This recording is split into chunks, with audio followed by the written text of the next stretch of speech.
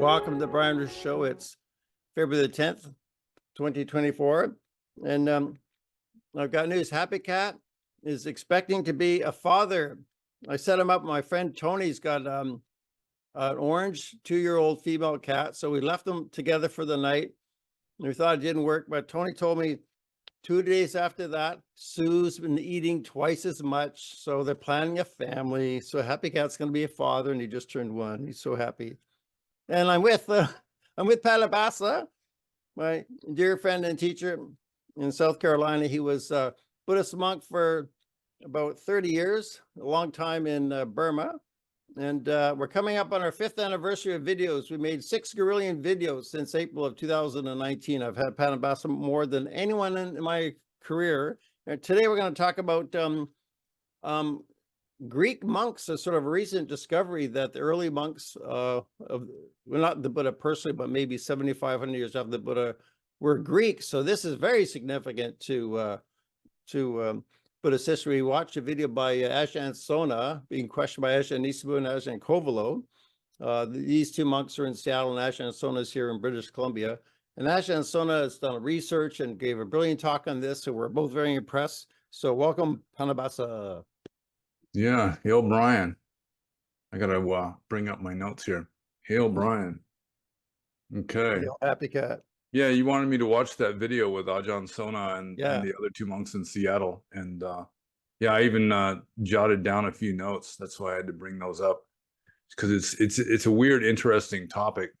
Just in a way, it's kind of like historical revisionism on early Buddhism, but I mean it's not necessarily, I mean, it's not like propaganda or anything where people are deliberately trying to change history. It's just that new stuff is coming up, especially like archaeological stuff in Central Asia, that is increasing people's knowledge of early Buddhism. So it's an interesting topic, and I have to admit, I've got like mixed feelings about it. Like I think in the video, if I remember correctly, Ajahn Sona was talking about like the date of the Buddha, like when he existed. And like traditionally, I forgot to look it up to what exactly the year is. It's getting up around 570, I think now, isn't it? Like the Buddhist year, the Buddhist era. I think it's different. Like Sri Lanka and Burma and Thailand, the same calendar, but it's different with Chinese and Tibetan. Yeah, well, we don't have to worry about Chinese and Tibetan, but I'm pretty sure like the Burmese calendar, it'd probably be up around 570, but I've lost count. You know, generally even the Burmese don't think about the Buddhist era because they've got their own Burmese era. But on the calendars, it'll have like in some corner of the calendar what the Buddhist year is. You mean 2,570 for our viewers, right? Yeah. But it was like the idea is that the Buddha existed, or his enlightenment. Let's see, I could work it out. It's like 1950. I mean, the 6th Buddhist Council was like 1956. 1956, yeah. Yeah, and that was celebrating the 2,500th year of the existence of Buddhism. So do the math there. That's 68. That's 68 years ago. Yeah. So 2,568. 2568 then. Yeah. Oh, I'm feeling old. I just turned 64. When I'm 64. Oh yeah. So, I mean, then like, I think it was Richard Gombrich was one of the first famous people that started pushing the idea that the Buddha probably lived 100 years later than that. The time of the Buddha was around, you know, sort of 400 BC would straddle his dispensation and not 500 BC. Yeah, that's important to us. That's important to Buddhists, right? We think about these things. Well, I mean, it's kind of important, although, I mean, in a way, it really doesn't matter. You know, certain aspects of you know, the Buddha's biography are irrelevant to Dhamma. You know, it's like, you know, the life story of the founder is different from what he was teaching. So, I mean, the essence is what he was teaching. And just, you know, like the details of how he was born and so forth is not nearly as important. And he wasn't born out of the side of his mother. I mean, that's kind of a story, but we don't really mean that. He was not born outside of his mother. He was born the normal way. Yeah, and like when he was born, you know, as soon as he was born, he didn't have any goop on him, and he just took off walking. I think it was towards the east, and a lotus blossom appearing under each footstep. And then he makes this announcement, you know, there's no one greater than me. This is my last life. And he points And one then, finger in the sky, one to the earth. I am the best in the world. I'm the greatest in the world. yeah. And then after that, he just reverts to being like a normal baby again. So yeah, see, we don't believe that, folks. So we have to tell the viewers who are non-Buddhists, look, we don't believe that. Doesn't actually say that in the suttas, does it? yeah, it does actually. But I think it also says he had a normal birth. It's probably doesn't it say in different places? It says this. There's some sutta in the Majjhima Nikaya just relating all this weird miraculous stuff that is probably a later devotional sutta that was added. You know, probably the Buddha himself probably didn't teach this. It was just added later on as Buddhist devotionalism and like glorification of the Buddha started getting bigger and bigger. Yeah, so we can tell the audience, you and I don't believe that he stepped on a lotus flower at birth. We don't believe that. Yeah, so I mean, our position is sort of Western. We're capable of critical thought, but at the same time, we're not adopting all of the Western, like especially like the leftist, trying to change what the Buddha taught, just to make it more leftist in its emphasis.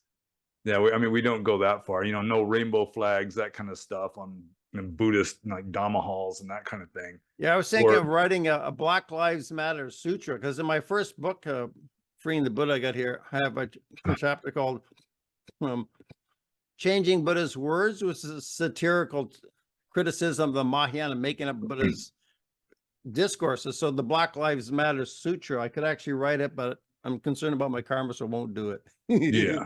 Yeah, you don't want to start a new sect, because then you'd be a schismatic and go to hell. Oh, I can't do that. No. No, I had a friend of mine send me some texts. It was like right when I was doing the last Q&A, the most recent Q&A video. He started texting me, sending me this link to, it's an advertisement for a meditation retreat only for white people. And it's by people like privileged white people teaching other privileged white people essentially to hate themselves, because it's about white privilege and being aware of your own, you know, inherent racial bias and all this kind of stuff. Yeah, And you and I've done that's a few the videos on direction that that topic. Western Buddhism has been heading by and large. Yeah. You know, it's just like taking cultural Marxism and adding a little Buddhist flavoring to it, and sort of deceiving naive Westerners who really don't know what genuine Dhamma is, and saying, this is Dhamma, this is Buddhism, and you've got to be mindful of your white privilege, and you know, there's all this, the second noble truth has to be changed because it doesn't take into account, you know, patriarchal oppression and all this kind of stuff. It's great to get together with again, pannobhasa. This is refreshing. And just to remind the audience, since 2019, I've created a monster. We created this niche within the Buddhist world of how we describe, I wouldn't call it Buddhism on the right, but we're critical of the left in Buddhism. We're kind of centrist. I wouldn't call us either of us particularly right. But the thing is, we created this, pannobhasa has created a whole new niche in Buddhism, which is going to go down through the annals of history. We're telling the truth, folks, about Marxism and Buddhism. Based Buddhism. Oh, we're base Buddhism, right on. Which is the opposite of woke Buddhism. Woke Buddhism. So anyways, we were talking about the Greeks, right? We should get to the Greeks. Yeah, well, I mean, that whole Ajahn Sona video, you know, where he's talking with the other two monks, he was talking a lot about Greeks, and then he also brought in Persians too. There was a lot of talk about Persians that I've read an article about this same general subject also, where it's talking about how a lot of these ancient Indian tribes that are mentioned in the suttas were actually more Persian than Indian. Like I think Ajahn Sona himself mentioned that the Buddha himself probably had Persian ancestry more than Indian ancestry. Like, yeah, when I watched that video, after I turned it off and saw the whole thing, I thought, my God, I was telling my friends, the Buddha was an Iranian. Holy smokes. Yeah, but I think there's a difference that gets confused, where, I mean, there's Persian, which means you came from the country of Persia, but then there's also like Persic, which is tribes that spoke a language that was related to Persian, even though they weren't part of the Persian Empire.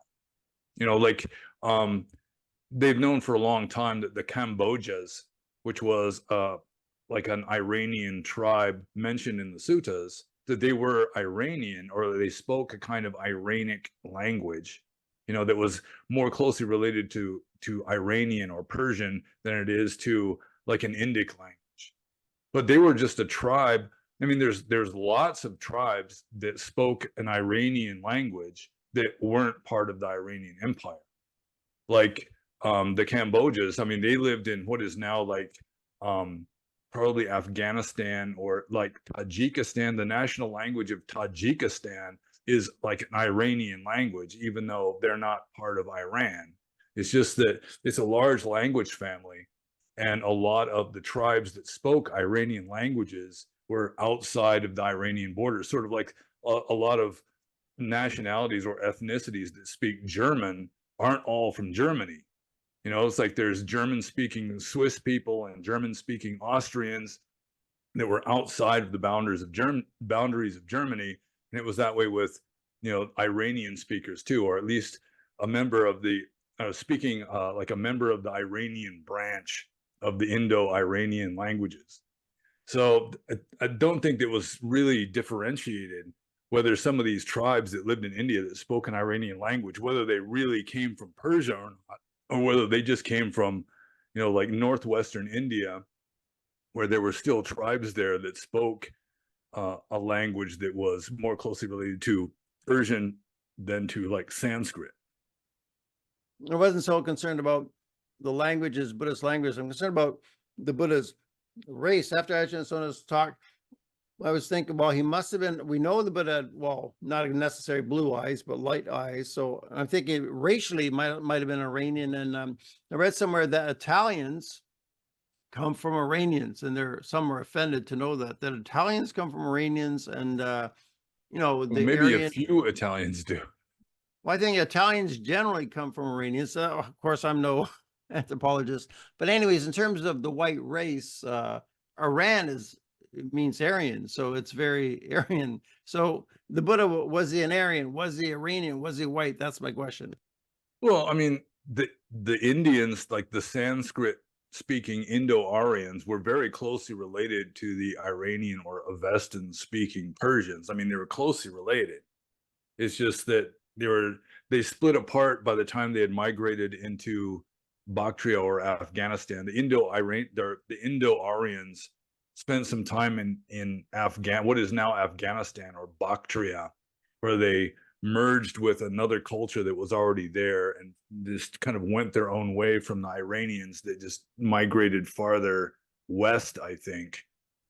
And, just sort of became like pastoral nomads, and eventually took over all of Iran, and then took over, parts of Europe and northeastern Africa and so forth. But getting back to the Buddha and his nationality, for a long time, I've been of the opinion that he might have been of like Persian ancestry, using Persian in the big sense of not necessarily an inhabitant of the Persian Empire, but just speaking an Iranic language. Because the Shakya clan, it seems etymologically related to Scythian and also Saka, which was an Iranian-speaking tribe that invaded India after the Buddha's time. I mean, they invaded after the Greeks invaded northwestern India, and you had like the Saka Empire in northwestern India for a while, and they were essentially Persian. But so I've always considered, or for a long time, I've considered the possibility that the Buddha himself may have been of Proto-Scythian ancestry, but they may have migrated into India even before the Vedic Indo-Aryans invaded, because the Buddha traditionally comes from Nepal, which is way in the northwest or the northeast of India. So how would all these Iranian tribes get through all of this Vedic culture to settle way over on the other side of India, unless they got there first? So I've considered it possible that, I mean, way back, you had Iranian tribes invading, and it may be that's why the Buddha is considered to be a Kshatriya, because he had a Brahmin family name. Gautama was traditionally a Brahmin name and not a Kshatriya name. And it may be that they were just sort of outside of Vedic culture because they were, of Persian ancestry or Persic ancestry, but because they were like a warlike race and they were, you know, relatively civilized and looked like the Indo-Aryans and so forth, they were just given kind of honorary kshatriya status, which happened a lot back in those days, pretty sure. But also, I think it was, I don't know, remember if it was Ajahn Sona or if it was this other article that I read that a friend of mine sent to me, where he's saying that the Vajis and the Mallas, who they're mentioned a lot in the texts in the ancient, you know, the Pali Suttas, and then that the Buddha based the like the politics or the governance of the Sangha on the Vajis, which were a tribe that had a kind of democratic, more or less democratic republic going. And the authority that I read said that the Mallas and the Vajis also were Persian tribes that had migrated into India.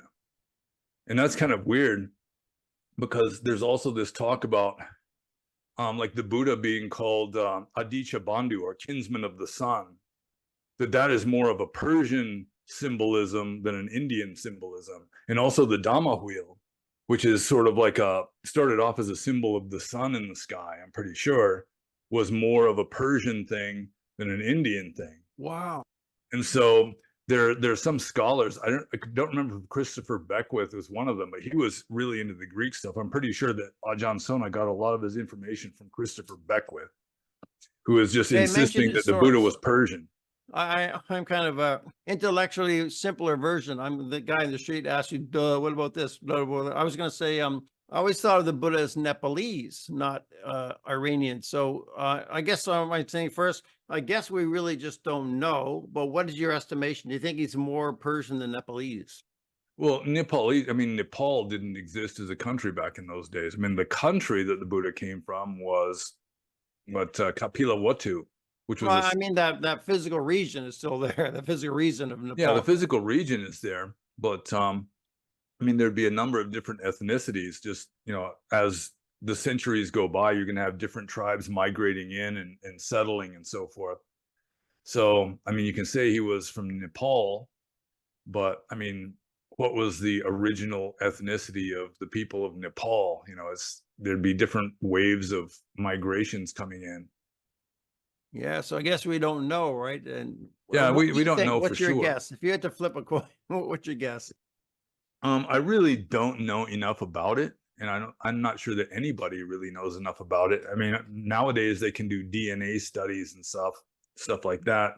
But like I was already saying, I mean, I was very open-minded to the idea that he may have had Scythian, like Proto-Scythian, like Proto-Iranian ancestry, but there's no telling when he came in. Like Christopher Beckwith was saying that certain tribes, including the Buddha's own Sakya tribe, were sent by the king of Persia to infiltrate India and convert India to part of the Persian Empire, like by propagandist means rather than military means. And that's sort of the idea of the Chakravartin, you know, the wheel turning emperor of the world, who converts the world peacefully through Dhamma rather than violently through military conquest.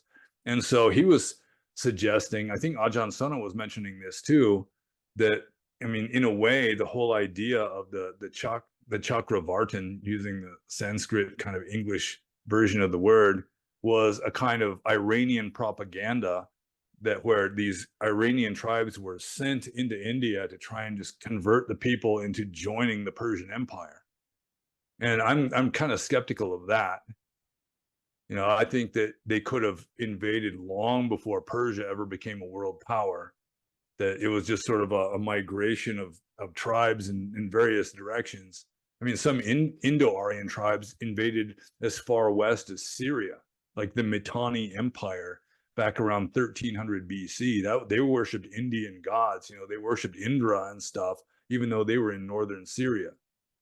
That was before I mean, their ancestors never even made it to India. They just migrated west instead of southeast, like most of the like the Vedic Indo-Aryans did. So, I mean, Ajahn Sona, he's not really an authority on the subject. He's kind of like us, I guess, and that he's interested in a lot of things and reads about a lot of things. And then, you know, he'll repeat what he's read, but not really be an authority on it. you know, like he was He's talking got a about lot this. of insight, though. Yeah, Yeah. he's really the greatest monk in Canada. Maybe I shouldn't sing his praises so much, but he's really the best, I think. Yeah. Well, I mean, he does make mistakes though. Like he's talking about the Septuagint, which is the Hebrew Bible translated into Greek in ancient times. And he was talking about the Septuagint refers to the 7 books of the Old Testament, like the core 7 books. But really, that's not what the Septuagint means. I mean, the Septuagint means that it was had 72 translators. You know, the Oh, sept means 7. And so, I mean, originally it was called the Septuagint because supposedly it was translated by 72 translators, and all 72 of them translated it independently, and it all came out exactly the same because they were like inspired by the Holy Spirit. And so all of their 72 translations that were independently done all came out like verbatim exactly the same according to the legend. but So, I pannobhasa, mean, do you channel this information? How do you know all this stuff? I'm really very thankful to be hosting this talk. How do you know all this stuff? I've read a lot of ancient history and that sort of thing. You know, the history of, you know, Judaism and Christianity and so forth also. So this is kind of an interesting subject. You know, But I there mean, is the main another point I way. was saying that is just because Ajahn Sona says it, even though he's a wise, intelligent, knowledgeable person, he's the same as anybody else. Where you know they can be mistaken Sources.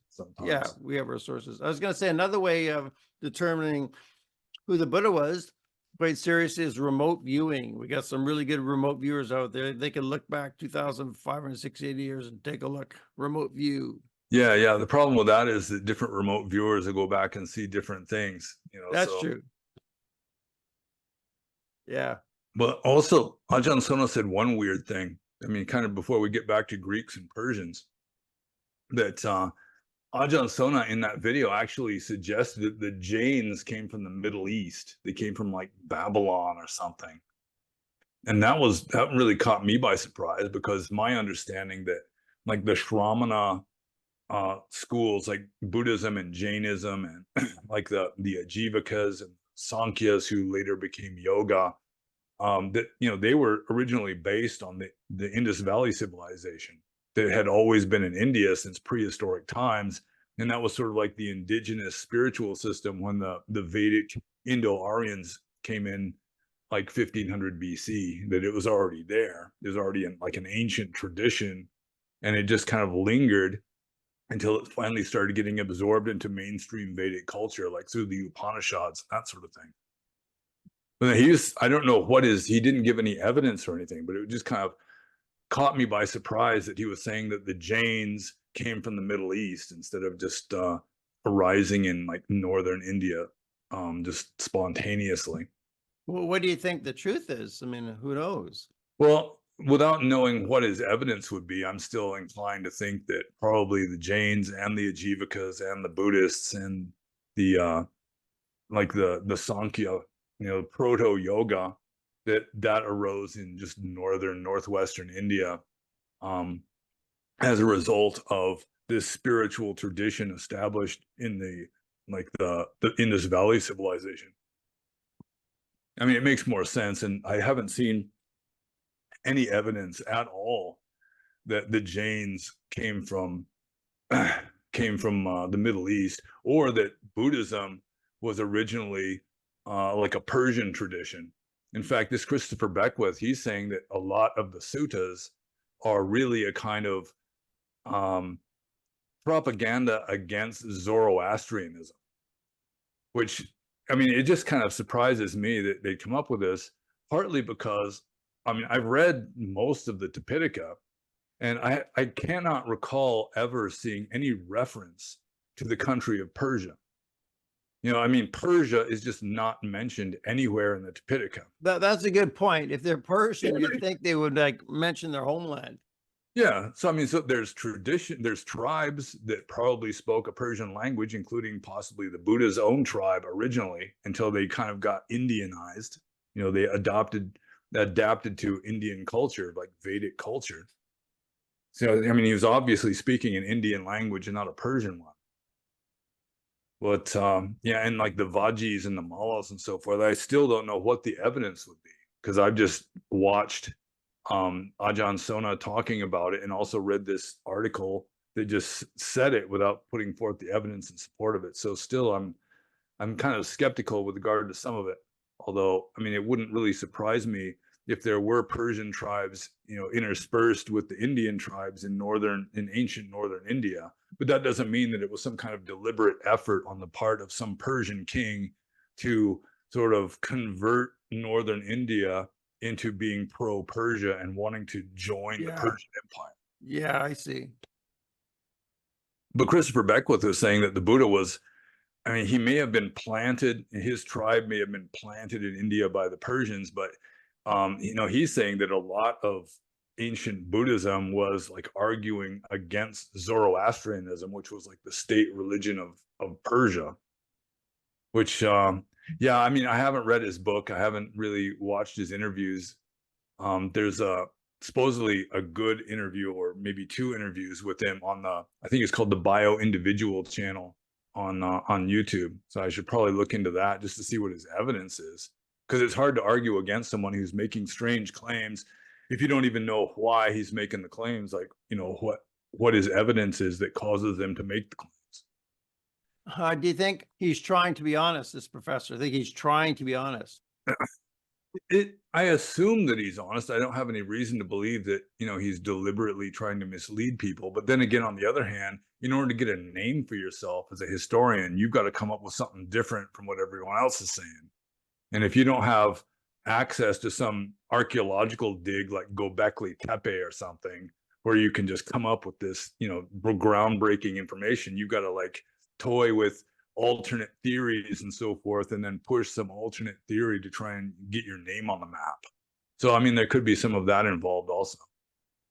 I'm thinking of academia in general, universities around the world. I don't trust professors because they're controlled by globalists. But here I don't see any motive to lie, but who knows if there's a motive? I don't see a motive to lie. Yeah. And I'm not exactly sure what his entire argument is. He was talking a lot about Greeks and how, I mean, I think Ajahn Sona got a lot of his information from Christopher Beckwith also. But Christopher Beckwith even says that Lao Tzu in China is really just a garbled legendary version of the Buddha himself. That Taoism is really a kind of mutated Chinese version of Buddhism. And again, I don't really know what his argument is for that. I was thinking you could just email Ajahn Sona for a source, ask him a question. You could do that. Yeah, I suppose so. Although it'll be a little too late for this video. Yeah, but still, it's growing knowledge, right? We're developing our hypothesis about history. We change it. So it's an ongoing thing. So it's not like this video matters. We could do another video next year, Yeah, that's one thing that kind of surprised me when I started reading like historical articles on Wikipedia and so forth, is that I used to think that history isn't going to change much. I mean, you have to find new books or new inscriptions or something in order to change, what is already recorded history. So I figured, hey, let's not discuss World War I or World War II. History can change. History perspective can change. Yeah. So I figured history was just kind of static, other than just, adding pieces to missing parts kind of a thing. But then you start reading about ancient Rome or watching YouTube videos about ancient Rome, and they're saying, well, this emperor like Domitian or whatever, he wasn't really a psychopathic monster like the books say, like history says he was. That it was probably just, you had a certain faction, like the patricians, like the senatorial class, didn't like him because he was making unpopular decisions at the expense of the senatorial class. So it was like ancient propaganda. And that makes sense, that history is mainly just old propaganda for the most part. And so then you've got people trying to see through the propaganda and trying to interpret what really was happening. Yeah, I agree with that. Like I've got about 1,001 videos questioning history, going back to ancient events, global civilizations. And wasn't it Napoleon's famous line, history is written by the victors? And who was it said that history is just a collection of lies or whatever? But yeah, I mean, I do not trust historians. They generally have political motives. Yeah, it does make sense that history is largely just old propaganda. Yes.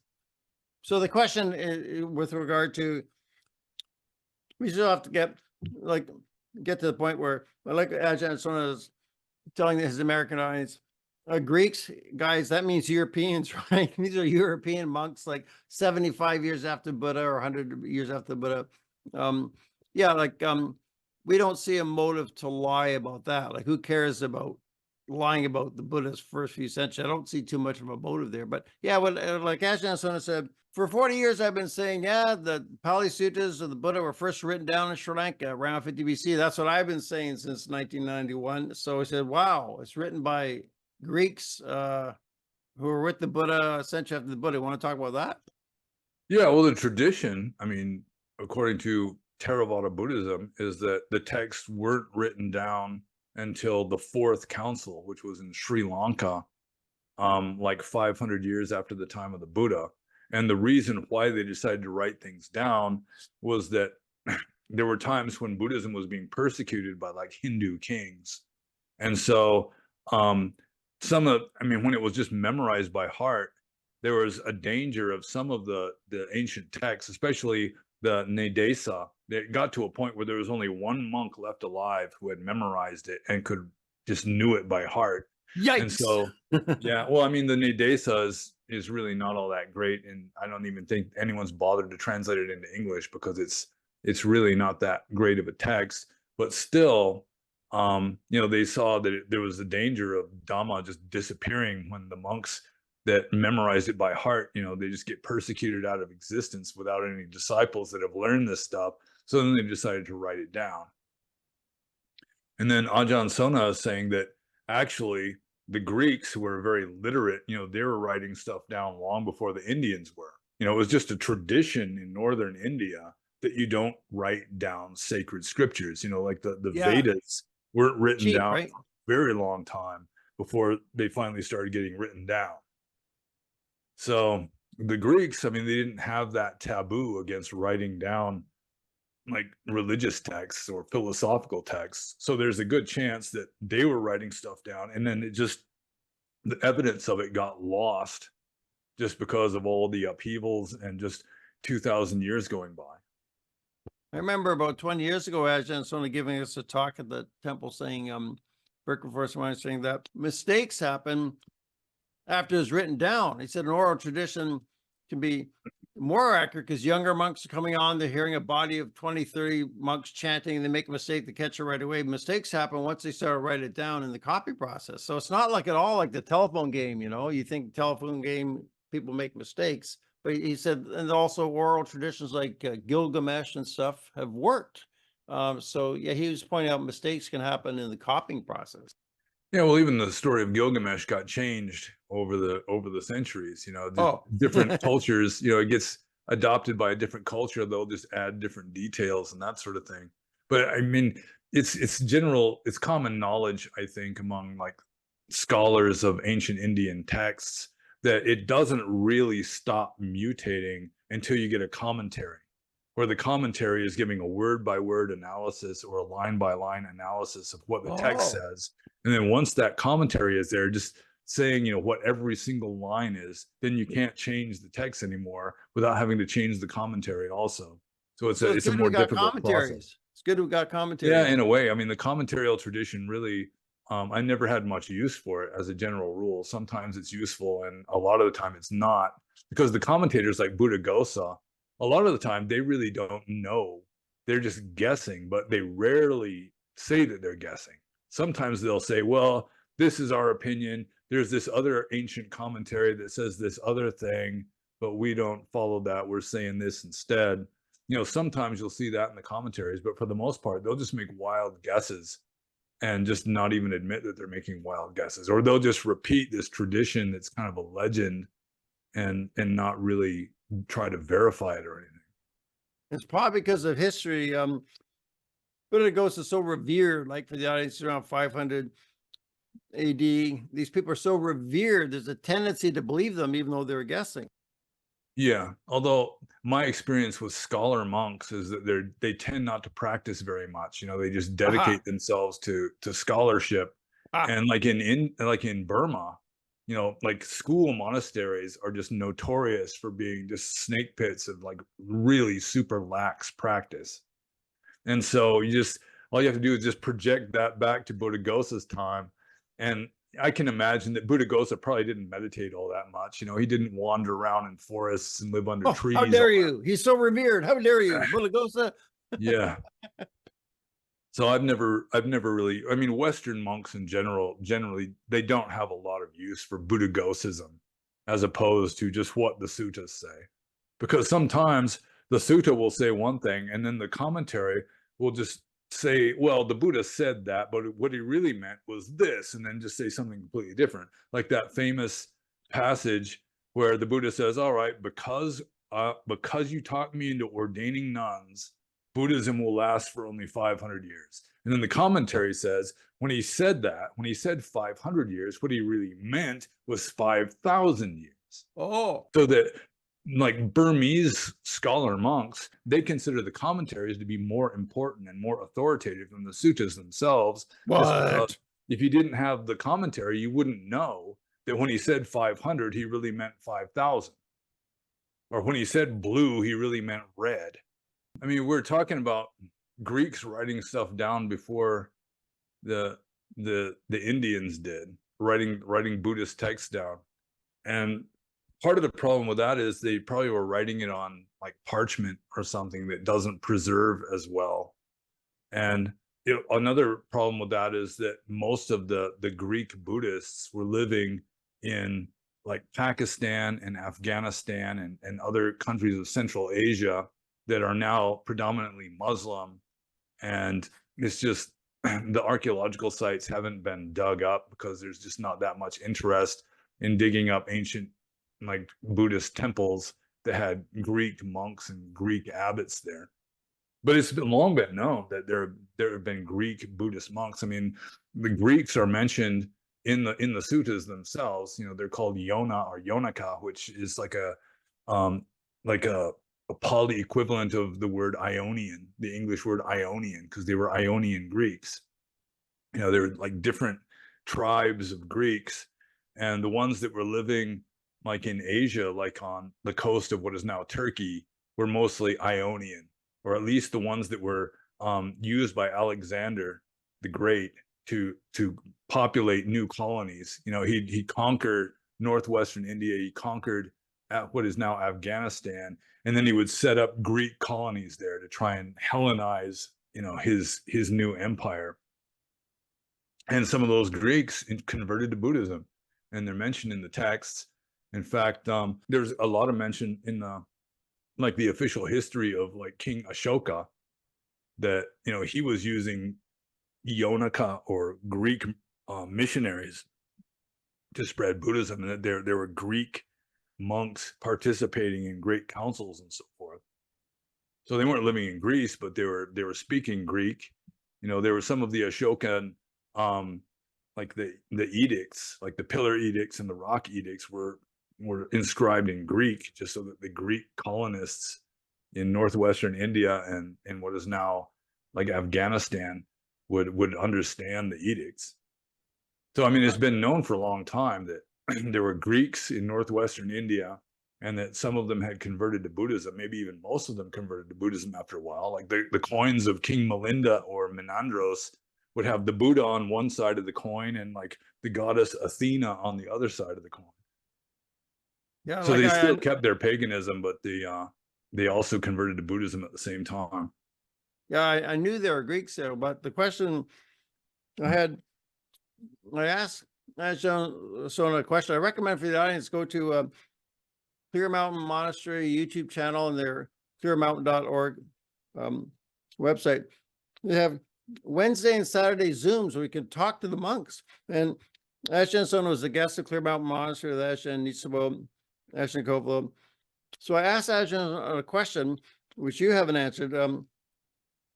Do you think the Abhidharma itself was written by Greeks? Because if their Greeks were writing, right? The writing Indians were writing so much, Greeks were writing. What's the Abhidharma itself?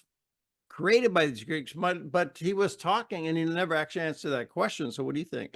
Yeah, that's another thing that he brought up, is that the really analytical stuff like Abhidhamma or the Patisambhidamagga, like these commentarial analytical kind of texts may have been composed by, or at least inspired by, Greeks wanting a more like systematic approach to Dhamma than, the ancient Indian, like the really like primordial Buddhism that was just, no philosophizing, no analysis. It's just like straight mysticism and just renunciation and asceticism. And I mean, if that's true, then I mean, that doesn't really speak well for the Greeks, because Abhidhamma is more of a liability than an asset to Well, that's Theravada our Buddhism. opinion, right? I mean, what the Thai forest tradition, we're not into it. The Burmese are more, but some people really love the Abhidharma. I should just tell the audience you had a sickness 2 weeks ago. Tell them what your illness was, because you're coughing. Oh, it's some kind of viral thing, and I think it might be that respiratory, whatever it is, that's been going around, because it was like a really just a virulent bad cold just in my lungs and in my head, that just it's like I have no resistance to it. It's just very gradually fading out. It's been 2 weeks now. So Oh, I wouldn't be surprised if it's another one of those viruses that escaped from a biolab somewhere, that's just a brand new strain that we just don't, our immune system just can't deal with it well, because we've never been exposed to it before.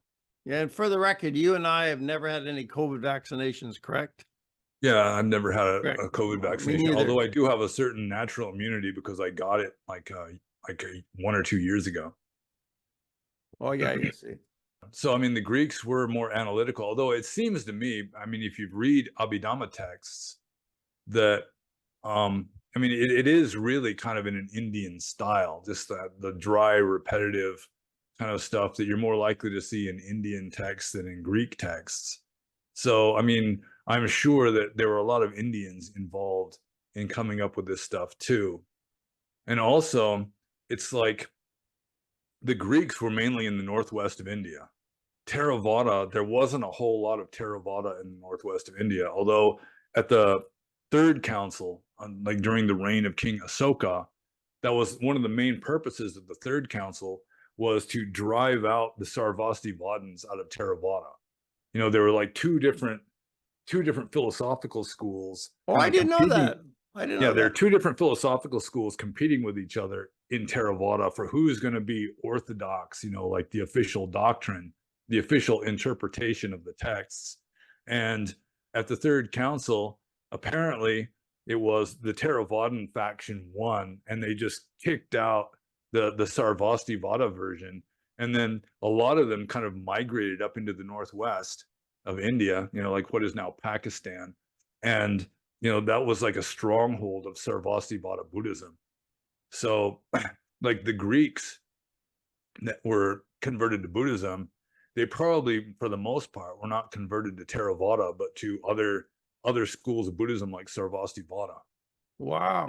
So it may be that they came up with the idea of Abhidharma, and then it was like other schools came up with their own Abhidhamma just in a kind of reaction to the Greeks. So it may be that the Theravadan version of Abhidhamma wasn't invented by Greeks. It might have been influenced by Greeks, but it may have been just Indians like in South India, or wherever, more kind of Western India, but not Northwestern so much, or just sort of the Ganges Valley area, where they were coming up with their own kind of an answer to the Greek Abhidharma, which might have been more Sarvastivadin than Theravadan. Something Ajahn Sona told us, like in the Birken Forest Monastery downstairs, he would talk to like 15 guests, whatever. He said, rivalries are the strongest amongst people most similar. Yeah, well, civil wars tend to be like the most violent and bloodiest kind of wars, just because you have to really dehumanize somebody big if they're really similar to you. Yeah, they're So, really I mean, you have similar to to you. emphasize, yeah, I mean, you have to emphasize the hate and so forth, just to overcome the fact that, you're fighting against what are your own countrymen, essentially. Yeah, I think in World War I, you got these Catholic French and Catholic Germans and Catholic British all killing each other, and the Russians all Christian, white Christians killing each other. Hmm. So, yeah, it may be that there's a lot of the analytical stuff was inspired by Greek influence in early Buddhism, although to what extent the Greeks were actually composing stuff like, the Abhidhamma Pitaka or the Patisambhita Magga, or there's a number of those sort of analytical texts that I mean, how much they actually contributed to the writing of it or the composing of it would be something different. But another thing Ajahn Sona said is that Abhidhamma is more of a literary kind of, it's composed in a literary, like a written kind of language rather than a spoken kind of language. So that would be evidence that that analytical stuff was actually written down long before, you know, traditionally things started getting written down after the Fourth Council. So it may be that the Greeks really were writing a lot of stuff down, and we just haven't dug it up yet in places like Pakistan and Afghanistan. But how do you feel about all of our Buddhist lives? We've been told, you know, it's around 50 BC in Sri Lanka, there's a famine and various things. They said, no, we better write this stuff down. So now it's been all written down. I've been teaching this. I've taught like 2,000 classrooms of Buddhism. I've taught courses on Buddhist history. I've been teaching this to, of course, I didn't formulate the intention of lying. I didn't lie to anybody. I was just wrong. So how do you feel about that? It's not true. It's not true that it's first written down 50 BC in Sri Lanka. It's just not true. Well, I mean, it's kind of similar to coming across statements by historians that, you know, such and such Roman emperor probably wasn't a psychopathic monster like tradition says he was. That he Nero wasn't a psychopathic monster. The powers that be didn't like him, but he didn't fiddle while Rome burned. It's not true. Yeah, well, I mean, Nero, I mean, you would have to kind of give evidence against some of the stuff against him, like how he kicked his pregnant wife to death and had his own mother executed and that kind of stuff. Well, I'm talking about the whole state of Rome, the state of Rome. I'm not talking about his wife or his mom. Yeah. So, I mean, it might be like Ajahn Sona was saying that when they decided at the Fourth Council to start writing stuff down, that maybe some of the monks there said, well, I mean, the Greeks had a good solution to that by writing stuff down. Why don't we do it too? So that's possible.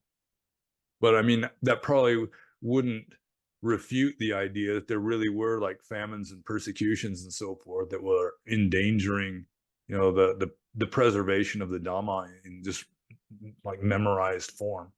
Yeah, but couldn't this is an important question. Do you think significant geographic difference between Sri Lanka is like 1,000 miles or more from northern India? I think they independently wrote it down, not aware of each other. Like, do you Yeah, think that's possible. Yeah, it's possible. I'm just wondering if it was written down a century before the Sri Lankans wrote it down, then they would know about that, wouldn't they?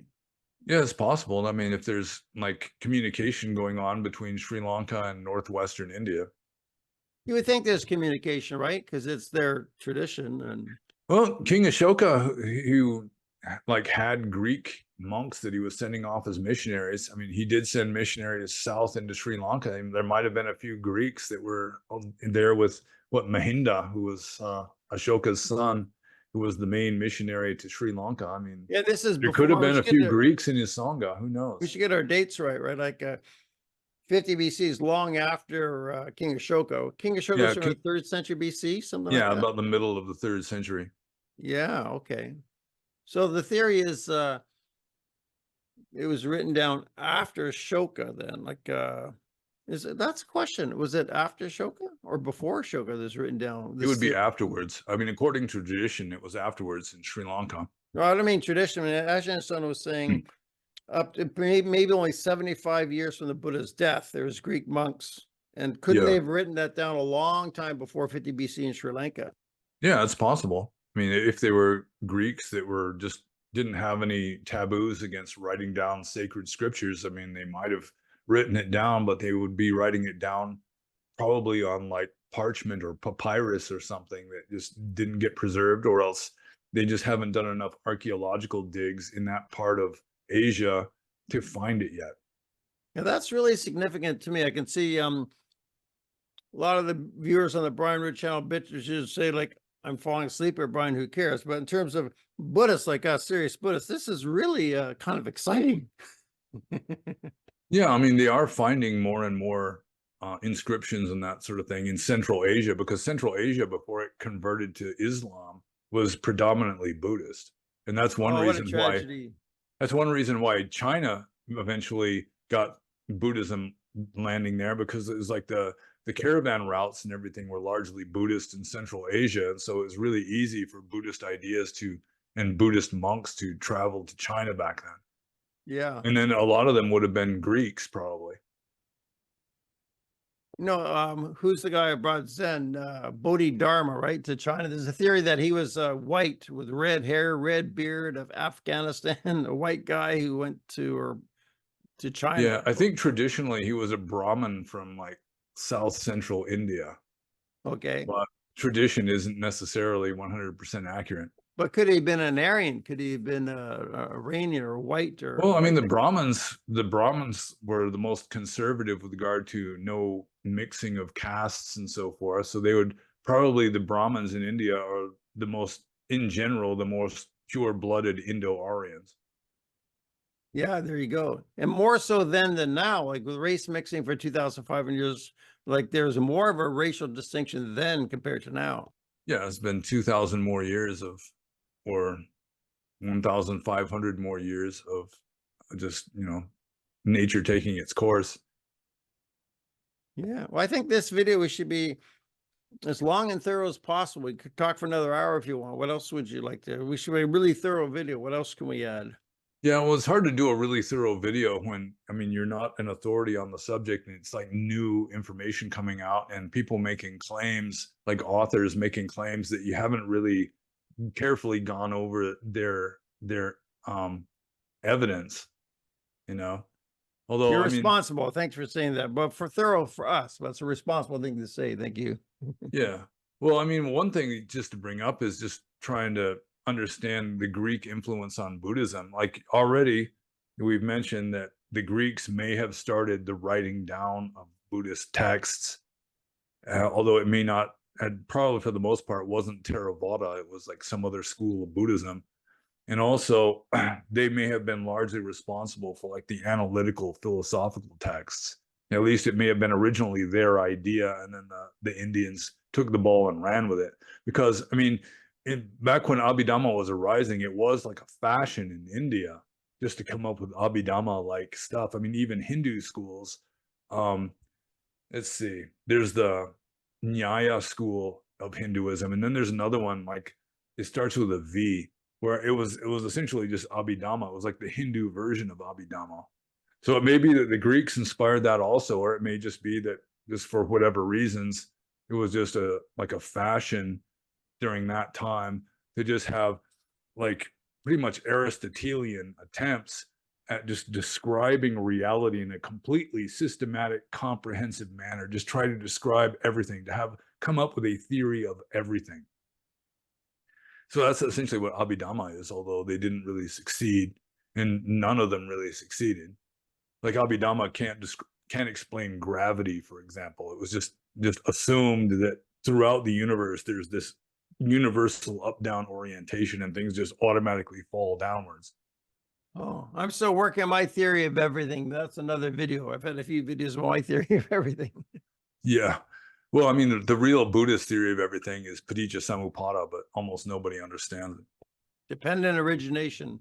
Feel free to speak English for my audience. Like your Oh audience, yeah. these videos go on your channel, but you have a real more Buddhist audience where I have a more general conspiracy audience and UFO audience. So feel free to Yeah. translate into English for paticca samuppada. Yeah. Well, I mean, there's still a lot of Buddhists who are sort of like beginners, or they don't read a lot of Pali. That they'll say they don't understand all the Buddhist jargon also. Yeah, when I was teaching like courses, 1996 to 2006, 20 years, I made a decision, I'm going to speak English. So I tried to avoid Pali terms. Well, some I would use, some like Kama or whatever, some Pali terms. So I tried to just speak plain English because my audience was just a general, intelligent, adult audience. Yeah, well, even names like Buddha are technically, Pali or Sanskrit words. So, but I guess they're in the dictionary, the English dictionary, so they're English now too. But Yeah. getting back to Greek influence on Buddhism, I mean, in addition to Abhidhamma and writing, analytical stuff in general, I mean, there's the issue of Buddha statues, where, I mean, it was the Greeks were the first people probably to make Buddha statues. Like the Indians themselves, they emphasized that the Buddha was no longer in samsara. He was no longer in the 31 planes of existence. So they just have like an empty seat or a footprint or a Bodhi leaf or something, just to symbolize the Buddha, that, you know, he's not here anymore. But the Greeks just didn't function that way. They liked their statues of gods and so forth. And so they started making Buddha statues modeled on the god Apollo. And that's why the Buddha has the weird lump on his head, and he's always got hair, even though he was a monk who shaved his head. You know, I thought the word lump was the suttas, doesn't it say he had a head shaped like a turban?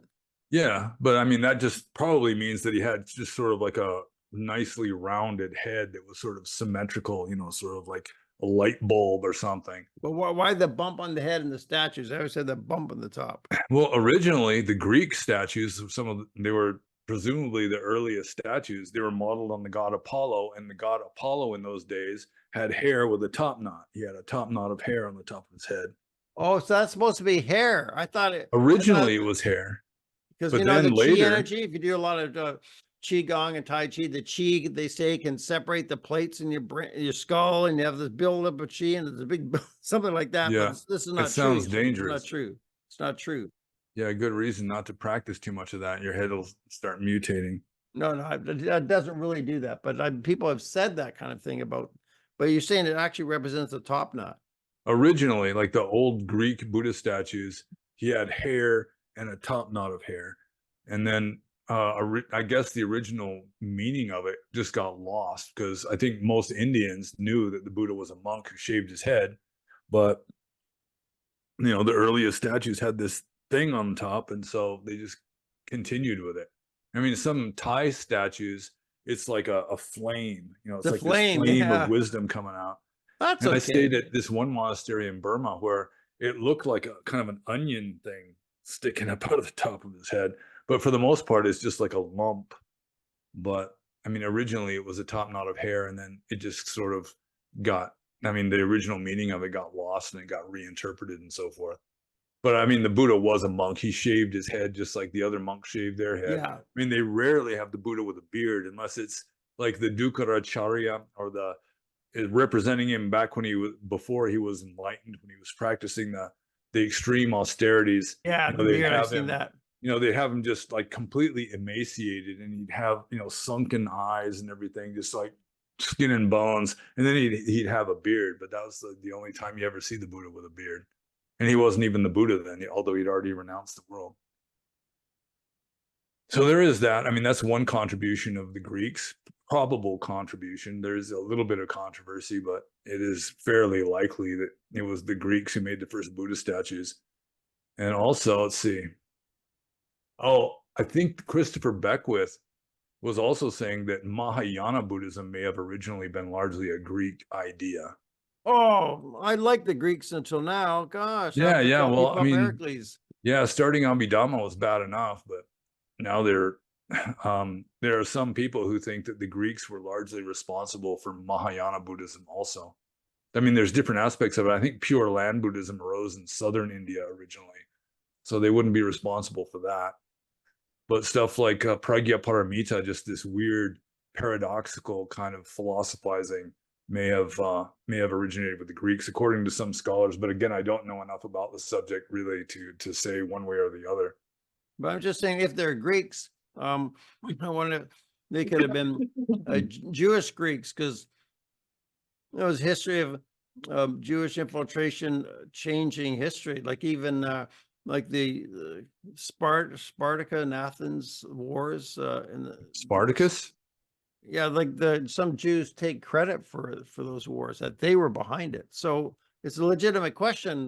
Mahayana is about 50 BC, the rise of the Mahayana, correct? Yeah, somewhere So if they were thereabouts. Greeks, could it have been Jews that created the Mahayana? I doubt it. I seriously doubt it.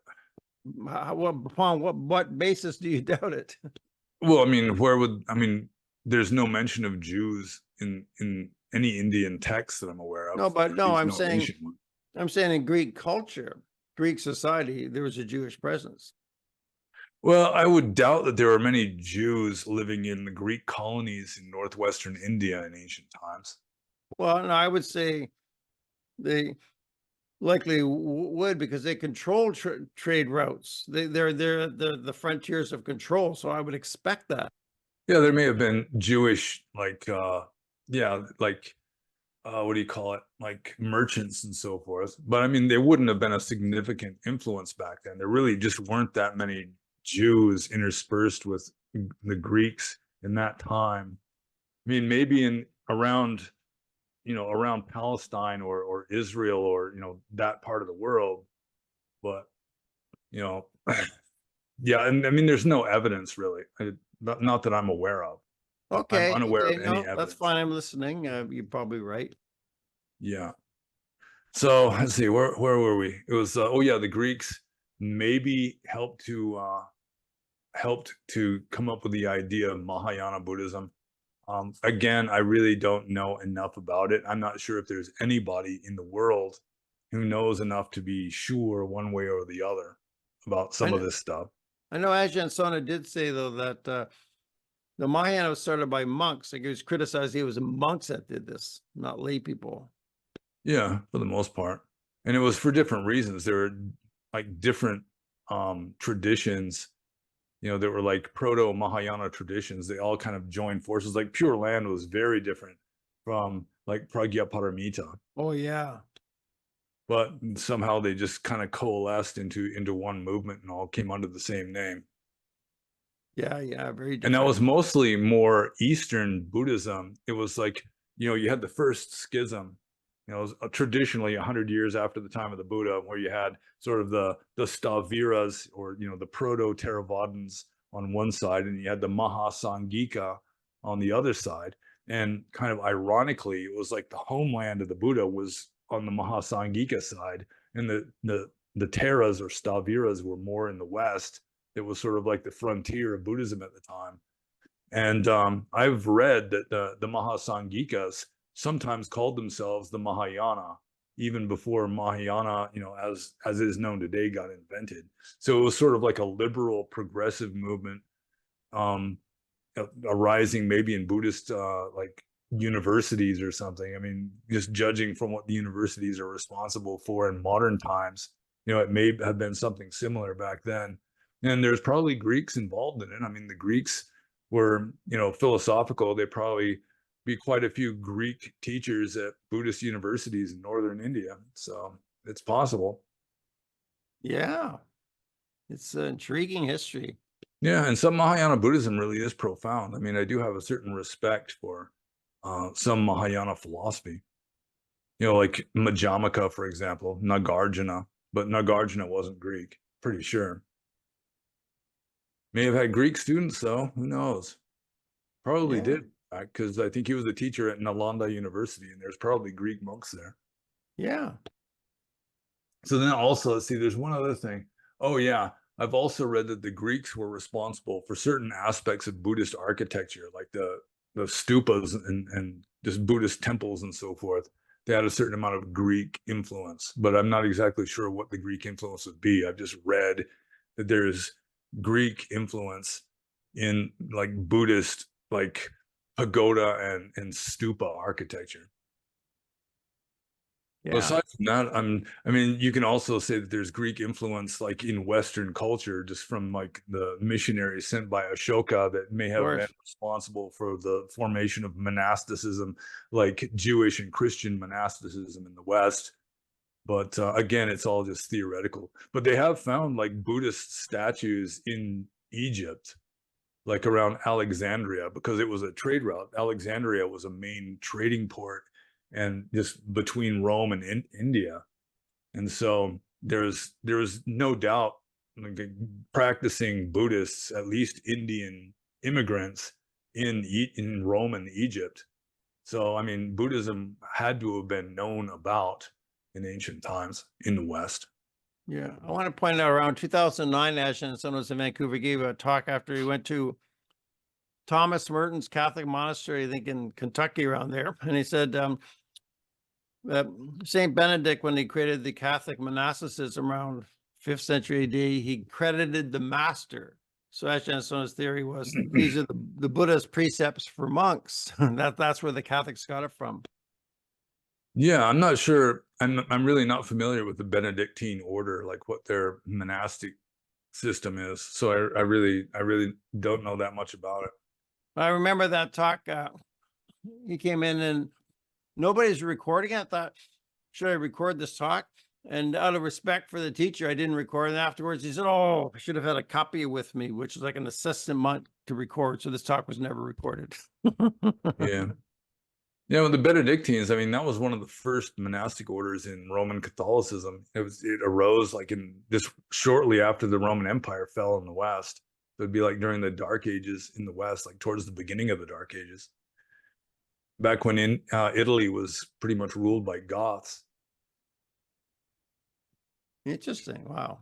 Yeah, but it's hard to say. I mean, just saying the master, I mean, it could have been like one of the Desert Fathers or something, but even the Desert Fathers may have been influenced by Buddhism. Yeah, the precepts, right? Makes sense. Idea of renunciation and solitude and all that. So anything else on the Greeks? We've been going a long time, but this has been a good talk. You've got a lot of information. You've really studied this well. I'm proud of you, pannobhasa. Well, I mean, I haven't studied it as well as I could have because I haven't read Christopher Beckwith's book, and I'm not really sure what the evidence is nowadays that the Mallas and the Vajis were actually Persian tribes that migrated into India. And, again, it's like the main issue for me is not so much whether there were Persian tribes in India in the Buddhist time, but why they were there. I mean, the whole idea that they were sent there by the Persian king as like propagandists trying to convert India over to joining the Persian sphere of influence and so forth. I'm skeptical of that, although there does seem to be some possibility that the Buddha being called kinsman of the sun and the Dhamma wheel in the sky and all that may have been originally Persian ideas that got imported into India with, when the Indian or the Persian tribes were migrating through. So yeah, it's probably there's going to be more and more discoveries like in Central Asia. They're going to keep digging up more and more Buddhist stuff that's going to keep breaking new ground with regard to understanding early Buddhism. So right now we're in kind of a transitional stage where people are slowly getting uprooted from just the traditional explanation of things. And then they're paying more and more attention to like new archaeology that's coming up with stuff that's kind of challenging the tradition. Yeah, that talk with Ajahn and Sona, he did refer to some scrolls recently discovered in Afghanistan, right? That's what sort of set off the talk. Yeah, there are like fragments of old suttas. Yeah. For the most part, they're not in Pali, but they're Buddhist, like fragments of suttas that are like the oldest known recorded case of these suttas or of Buddhist suttas in general being recorded. So yeah, they'll probably, the more they dig up in Central Asia, I'm sure the more they're going to find out, and we'll know more and more about just the archaeology and thus like the history of early Buddhism. Yeah, it's such an exciting time we're living with. The internet knowledge is shared all over the world. You find something that goes around the world, like compared to 2 centuries ago, we're learning so much, and the Buddhism is spreading to all the continents more than ever. It's great, Yeah, it's just that it should try and remain as pure and genuine as possible instead of you got, uppity, arrogant people who really don't have a deep understanding of Dhamma, who are just trying to change it to suit themselves. Yeah. So that's one advantage that Burma has, and it's why Burma is probably the most Buddhist country in the world. I think so. 1,000 years ago, you just had this Burmese king just decree that everyone was going to be Theravada Buddhist from now on, and that they live in a tradition, or they live in like an environment, like just with regard to climate and everything. It's very similar to ancient India. They're like right next door to India, and the culture is kind of similar to ancient India. So it really migrated really well into like Burma 1,000 years ago, much more so than an ancient Indian tradition like Theravada is going to migrate into California now. Yeah, so there's just going to be just radical mutation going. Yeah, to think of how Burma is so, like, I fully agree. It's the most Buddhist country in the world. And when I was living in Thailand, I thought Burma was the most Buddhist country in the world, more so than Thailand. Yeah, Thailand has been westernized a lot, and they're more kind of materialistic and superficial. And they've always been, even before the West came, they've always been a more sensual people. They're not as stoic or Spartan as the Burmese are. they'll for a long time, just about every Thai village or so I've been told has at least one prostitute, for example. Whereas in Burma, it's rare. I mean, mostly if you got prostitutes, they're like hanging around army bases. Hey, you're saying Thais are more sensual. I was in Thailand, married a Thai woman from 92 to 2093 to 2003. She wasn't that sensual. Now the truth comes out after 20 years. Yeah. Well, I mean, not all of them are the same way, but just as a general rule. Maybe we should keep on topic with the Greek theme. This is long enough. Anything else? Because we can always do more videos. Anything else on the Greek theme? Not really that I can think of, other than their history has shown that a European race or a European culture can adopt Buddhism and that it works. Although, like I already mentioned, the Greeks did just add Buddhism to their own Greek polytheism. They didn't stop worshiping Athena just because they converted to Buddhism. And so that's to be expected in the West. But I mean, you can't just run amok and just change whatever parts of it you don't like because you wind up with something that isn't real Dhamma anymore. I mean, to add stuff to it is one thing, but just like rejecting and just omitting parts, deleting parts that you don't like, which sometimes are some of the most important, profound parts, is like karma, for example. Oh yeah, one of the most important, profound things, karma. Yeah. Yeah, but it's not very popular in the West because then the whole victim culture thing collapses when I know. you have to admit that all victims have put themselves in that position through their own actions. Yeah. So yeah, that one, even though it's just fundamental to Buddhism, it's just unpopular, and people are in a way just sort of struggling against it or just ignoring it. We tell people the other two things you have to have a conviction on, or the other one thing is rebirth and karma. The only two things you really have to have a conviction on to be a Buddhist. Yeah, well, even rebirth isn't 100% necessary, because the Four Noble Truths are still true regardless of whether there's rebirth or not. Well, I guess I'd have to have a difference of view of that. I think rebirth is so fundamental because it takes a long time to progress along the spiritual path. You can't do it in one lifetime. Yeah, well, it depends on the person. But I mean, I would agree that, I mean, if you accept the first noble truth that to exist is to suffer and there is no rebirth, then all you'd have to do is just commit suicide and you immediately attain nibbana, which isn't so persuasive. Yeah, the Buddha felt that death is not the end of suffering. That's why he was concerned about suffering and death, that you're going to keep coming back. So you have to solve this problem. Like death is not an answer. It's not a solution to the problem. Yeah, it's like in Buddhism, it's kind of weird. A lot of people are attracted to Buddhism just because they like the idea of reincarnation, that, you're not really going to die after you die. But I mean, the whole point of Buddhism is to stop reincarnating. Yeah, I know. And so it's like the opposite of what attracts people to Buddhism in the first place sometimes. Well, what does attract me though is typical lay Buddhists, like a monk, is we're trying to earn merit to win higher rebirth. So I'm looking forward to a more pleasant rebirth. So I'm quite happy to be in samsara for quite a long time. So I'm looking forward to better rebirths. That's a typical lay Buddhist attitude, rather than a monk who's striving for nibbana. Yeah, but even like a better rebirth is still suffering. Well, that's okay. I've had a pretty good life this lifetime, so I'm happy to suffer like this. Okay. But anything else? Should we wrap up on the Greek question? I really appreciate the talk. You're a very knowledgeable teacher, pannobhasa. Yeah, I guess we've had our say. I mean, we keep talking. We're just going to start just guessing, essentially, more than we already have. Yeah, well, thank you kindly, and wish you get well soon, a full recovery, pannobhasa. Yeah, that'd be nice. Thank you.